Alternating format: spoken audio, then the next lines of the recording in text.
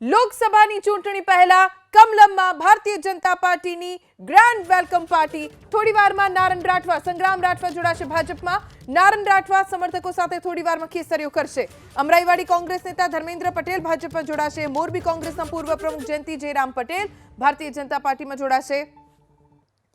મોરબી જિલ્લા પંચાયતના પૂર્વ પ્રમુખ મુકેશ ગામી ભાજપમાં જોડાશે.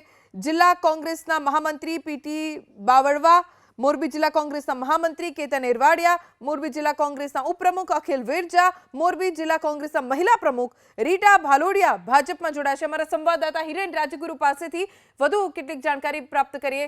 હિરેન, આજે ગ્રાન્ડ વેલકમ પાર્ટી અને ઉત્સાહ જોઈ રહ્યા છે કોંગ્રેસના કાર્યકર્તાઓનો ભાજપમાં જોડાવા માટેનો. બિલકુલ, જે રીતે ત્યાં દ્રશ્યો જોવાનો આપ પ્રયાસ કરી રહ્યા છો એ ભારતીય જનતા પાર્ટીમાં જે ગ્રાન્ડ વેલકમ પાર્ટી છે તો તેમાં જોડાવા માટે અનેક નેતાઓ પોતાના સમર્થકો ટેકેદારો સાથે અહીંયા પહોંચી રહ્યા છે, ગાડીના કાફલા સાથે પહોંચી રહ્યા છે.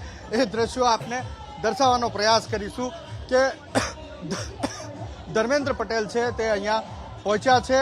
તેમની સાથે મોટા પ્રમાણમાં તેમના સમર્થકો, તેમના ટેકેદારો પણ અહીંયા પહોંચ્યા છે. આપણે દ્રશ્યો બતાવવાનો પ્રયાસ કરીશું કે વાહનો છે, વાહનોમાં બસનો પણ સમાવેશ થાય છે અને બસ ભરીને પણ કેટલાય નેતાઓ અહીંયા, માફ કરજો, નેતાઓના ટેકેદાર સમર્થકો અહીંયા પહોંચી રહ્યા છે. આ ઉપરાંત અનેક જે કરણસિંહ તોમર છે, અન્ય ભાષાભાષી સેલના તેઓ પ્રમુખ હતા કોંગ્રેસની અંદર, તેમણે રાજીનામું આપ્યું અને તેઓ અત્યારે ભારતીય જનતા પાર્ટીમાં જોડાવા માટે પહોંચ્યા છે. તો ધર્મેન્દ્ર પટેલ કે જે 2 વખત અમરાઈવાડી વિધાનસભાની ચૂંટણી કોંગ્રેસના મેન્ડેટ ઉપર લડી ચૂક્યા છે, તે પણ અત્યારે કમલમ ખાતે પહોંચ્યા છે. ભારતીય જનતા પાર્ટીમાં જોડાવા માટે તેઓ પણ પહોંચ્યા છે અને તેઓ પોતાનું શક્તિ પ્રદર્શન પણ કરી રહ્યા છે, કારણ કે મોટા પ્રમાણમાં તેઓ પોતાના સમર્થકો અને ટેકેદારો સાથે અહીંયા પહોંચી રહ્યા છે. જે પ્રમાણેની તૈયારી પણ કરવામાં આવી રહી છે, મારા સહયોગીને કહીશ કે અહીંયા તૈયારી પણ આપણે બતાવવાનો પ્રયાસ કરશે.